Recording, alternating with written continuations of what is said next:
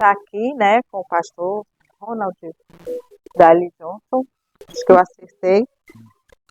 E a gente quer saber, assim, sobre a sua dedicação, a sua vida como missionário. Então, eu tenho aqui algumas perguntas, porque às vezes é curiosidade de muitas pessoas, né? Em que ano o senhor veio para o Brasil? 1954, mas sem ser missionário, né? Como meninozinho, menos de 2 anos.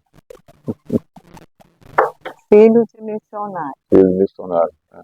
Ah, o senhor era filho de missionário? Aham. Era? E o senhor aprendeu muitas coisas antes de assumir o seu ministério também, né, como missionário.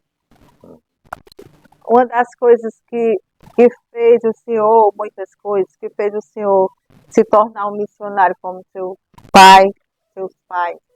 Desejo Eu de... nem sei se eram os seus pais ou era só o seu pai. ambos tinham interesse de evangelizar as pessoas aqui no Brasil e eu tive o mesmo propósito, né? Eu digo nem sei, mas assim, é só para despertar a curiosidade também de muitos outros que vão ver, né? Esse momento. Você tem ideia de quantas almas já ganhou para Cristo? Não. Não tem, né? Então foram muitas. Deus é quem sabe. Deus é Muito quem bem, tem a conta, Deus né? é verdade. Deus é quem sabe. É verdade. E hoje, o senhor foi convidado para daqui a pouco falar sobre o arrebatamento da igreja.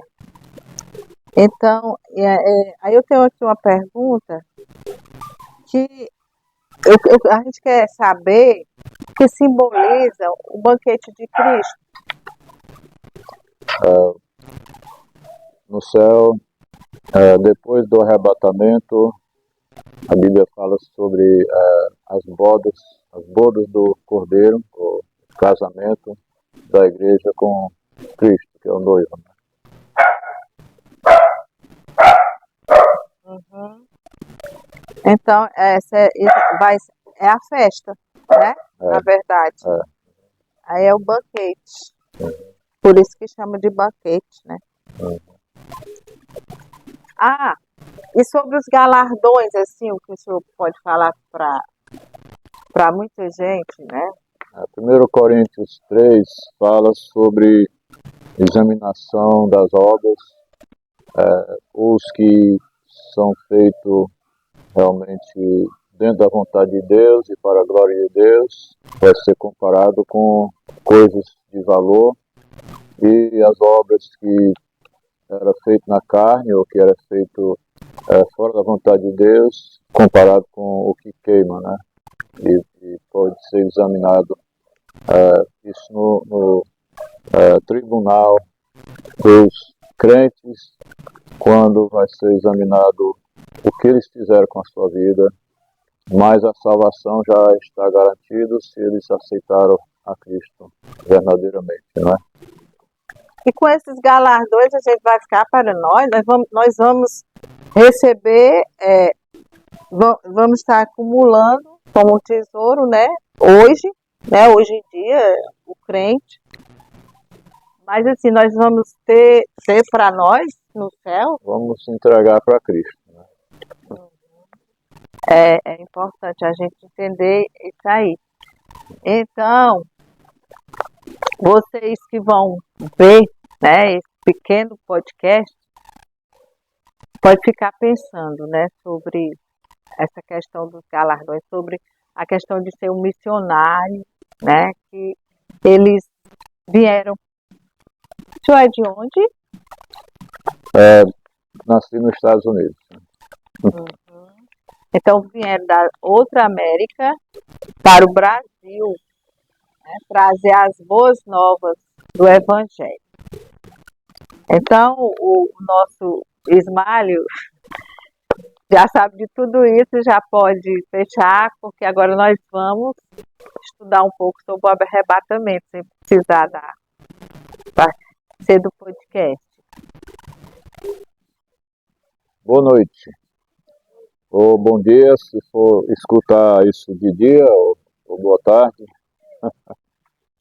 Em João capítulo 14, Jesus falou para os discípulos: não se turbe vosso coração, credes em Deus, crede também em mim. Na casa de meu pai há muitas moradas, se assim não for, eu vou-lhe teria dito, pois vou preparar-vos lugar. E quando eu for e vos preparar lugar, voltarei, e vos receberei para mim mesmo, para que onde eu estou, estejais vós também. Então a palavra-chave sobre esse assunto do arrebatamento é aí no versículo 3, onde Jesus disse: e quando eu for e vos preparar lugar, voltarei. Ele prometeu voltar. Nós vemos em Atos capítulo 1 que Jesus, depois de ressurreto, ele voltou para o céu.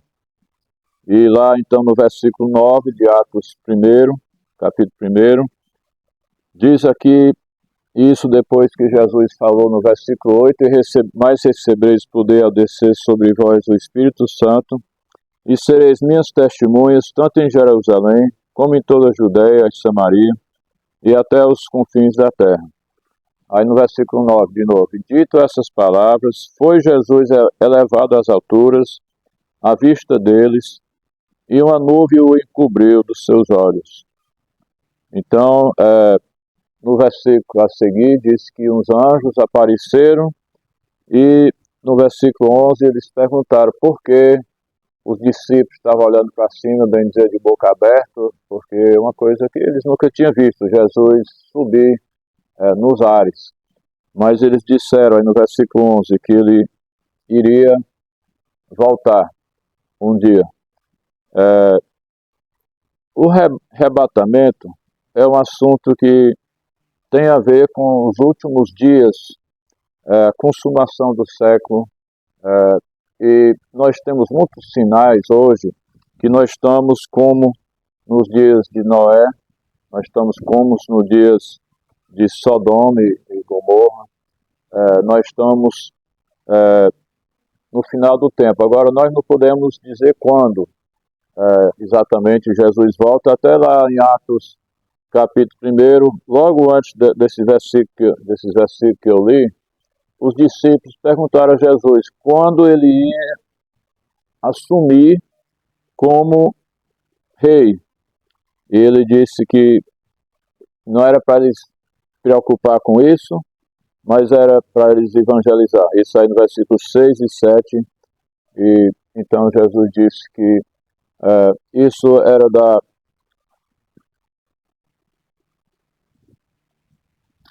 da sabedoria, isso era do conhecimento de Deus, o Pai, que nem ele, como filho, sabia ainda. Mas nós podemos acreditar, com muitos sinais que estão acontecendo, que nós estamos perto.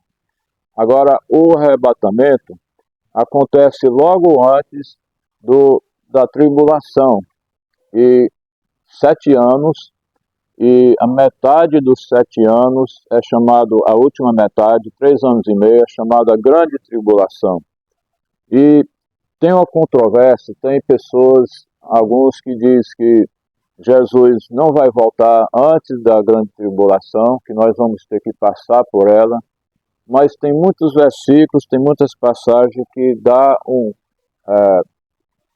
aparência, dá opinião para a gente que realmente ele vai voltar para nos buscar logo antes. Eu tenho aqui uma coisa que eu desenhei, você vê aqui umas setas, e ele chegando na primeira vez.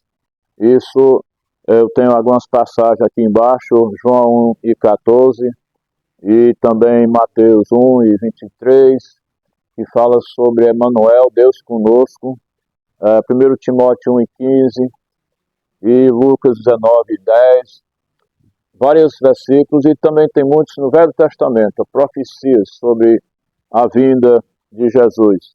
Aí depois nós temos a cruz, e é porque ele morreu, ele veio exatamente para morrer por nós. E tem várias passagens de profecia Por exemplo, é logo antes do versículo mais conhecido do mundo, João 3,16, é o João 14, que Jesus falou para Nicodemos que do mesmo jeito que Moisés teve que levantar a serpente no deserto, porque pessoas estavam sendo rebeldes contra Deus, Deus mandou serpentes abrasadoras, serpentes venenosas, que estavam picando as pessoas e pessoas estavam morrendo. Então pessoas mostraram arrependimento e Deus deu uma solução. Você faça uma serpente de bronze e você levanta no haste, numa vara, e todo mundo que olhar para aquilo, para aquela serpente, vai viver. Então Jesus comparou, aqui ele falando com Nicodemos, em João 3,14, ele disse: e do modo porque Moisés levanta a serpente no deserto, assim importa que o Filho do Homem seja levantado. Jesus ia ser levantado na cruz, exatamente para não nos salvar da picada de uma cobra, mas nos salvar do pecado. Então, logo depois, no versículo 15, Jesus diz: para que todo que nele crê tenha a vida eterna. E no versículo 16, versículo um dos mais conhecidos do mundo: porque Deus amou o mundo de tal maneira que deu seu Filho unigênito, para que todo o que nele crê não pereça, mas tenha a vida eterna. Agora, como pode ser, mais ou menos, o arrebatamento? Será pessoas, Cristo voltando, o desenho aqui mostra Cristo subiu, como a gente viu lá em Atos 1, e Cristo vai voltar para a terra, mas primeiro ele vai voltar sem tocar no chão. Quando os homens foram para a Lua, em 69, eu era menino, ou rapaz naquele tempo, o ano antes, a NASA mandou um aparelho com os astronautas só para rodear a Lua e voltar para a Terra. E é basicamente uma comparação. Jesus vai vir no arrebatamento buscar os seus, buscar os crentes em Jesus, e só depois ele vai vir tocar seus pés 7 anos depois da tribulação, uma parte sendo a grande tribulação. Então, aqui então simboliza o arrebatamento, uma seta com a curva antes que toque no solo, isso aqui representando o mundo, né, a Terra. Então,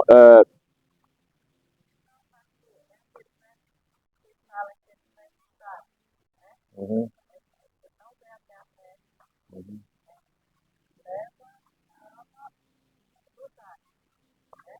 Vamos olhar em 1 Tessalonicenses 4, que fala exatamente disso.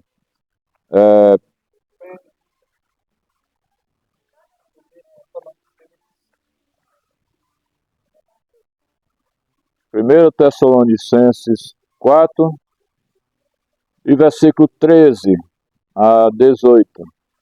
Aí o apóstolo Paulo disse: não queremos, porém, irmãos, que sejais ignorantes com respeito aos que dormem, para não vos entristecerdes como os demais, que não têm esperança.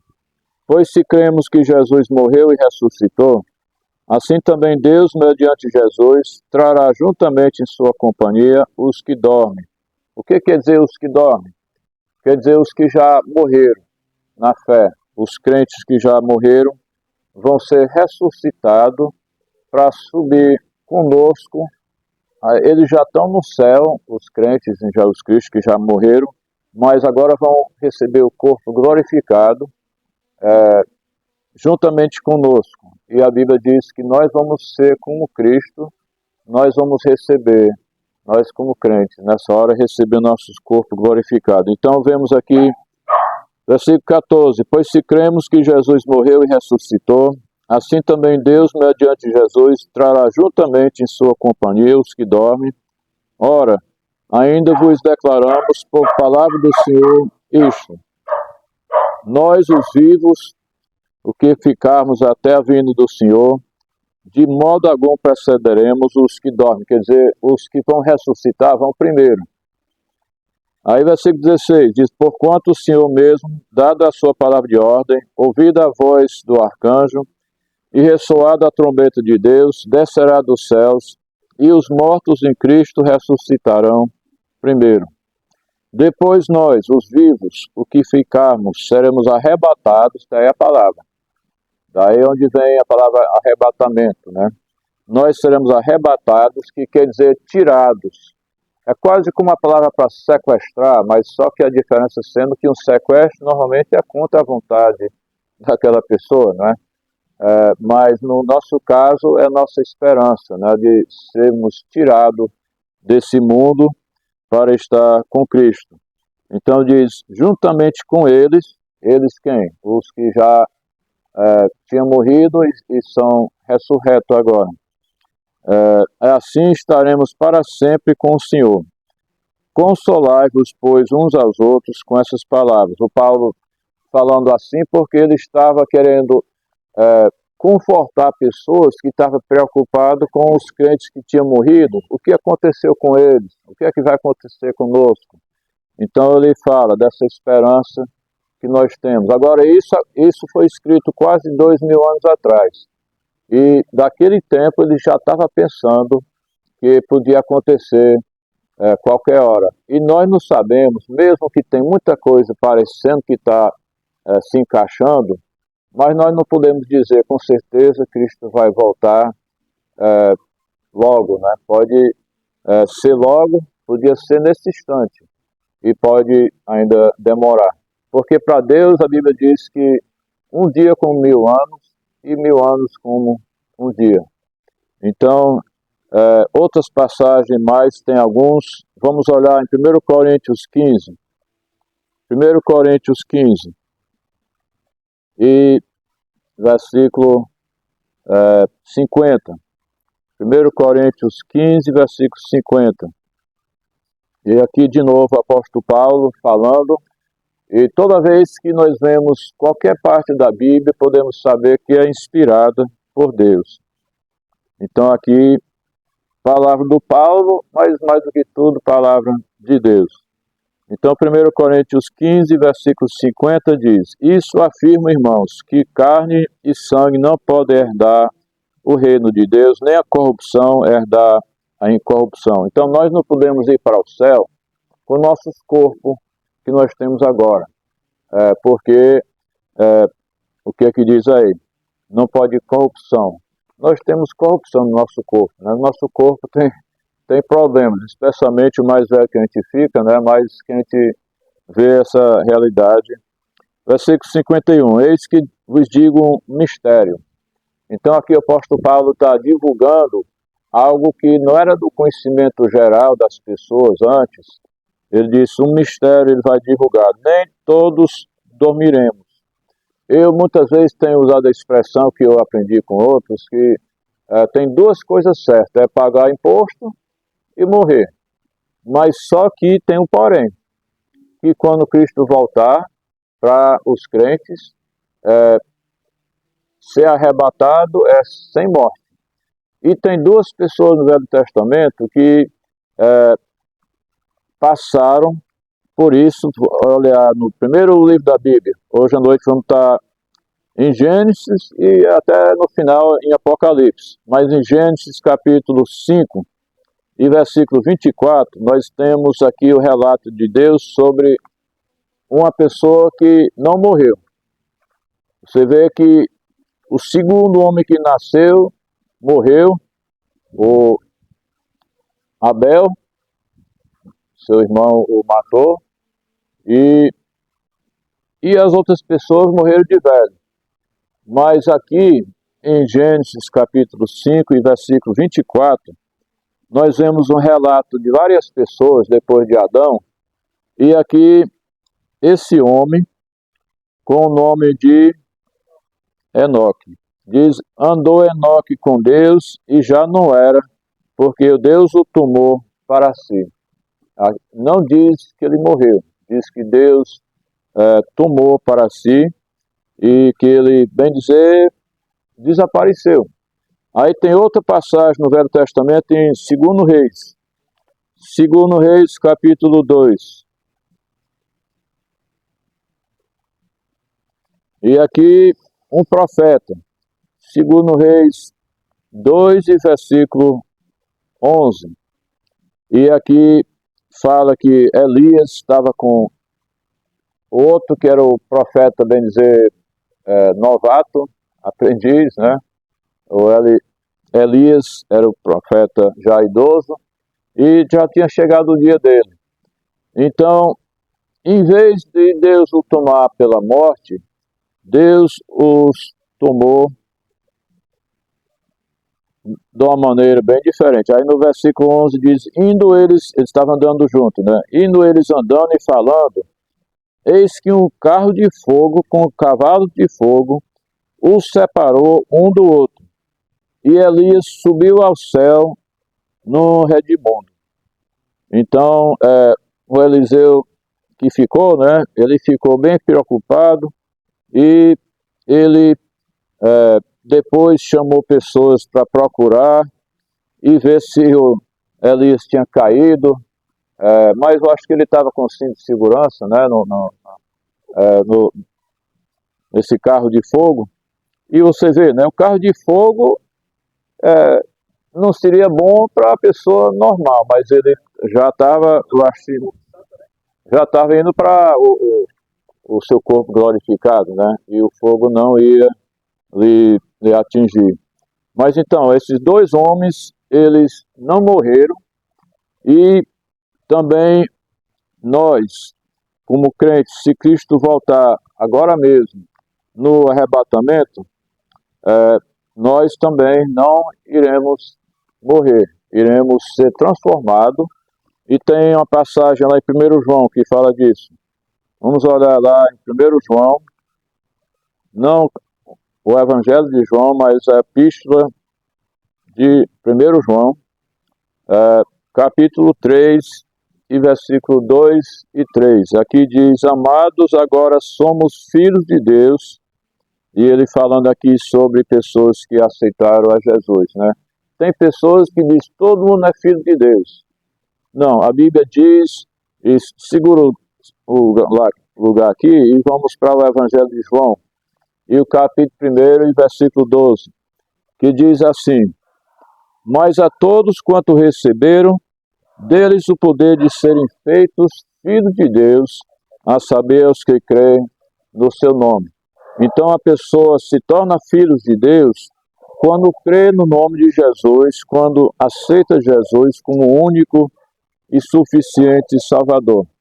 E, pelo outro lado, tem pessoas rebeldes contra Deus, que lá no capítulo 8 de João, versículo 44, Jesus falou para pessoas rebeldes contra ele diz, vós sois do diabo que é vosso pai. Muito pesado, né? Mas Jesus, será que mentiu alguma vez? Nunca. Ele nunca pecou, ele então nunca mentiu. Então, você vê em João 1 e 12, que pessoas se tornam filhos de Deus quando aceitam Jesus. Agora, todo mundo é criatura de Deus, no sentido que Deus criou, Deus deu vida a cada pessoa. Cada um de nós éramos desse tamanhozinho no começo e Deus nos deu vida e nós estamos aqui. Mas filho de Deus, para poder chamar Deus de Pai, por exemplo, a oração Pai Nosso. Se a pessoa reza ou diz decorado a oração Pai Nosso, mas nunca aceitou a Jesus, realmente está chamando de Pai alguém que não é Pai. É o que a Bíblia diz, né? Porque muitas pessoas dizem, mas eu penso diferente. Mas se a gente pensa uma coisa e Deus diz outra, então quem é que está certo? Nós ou Deus?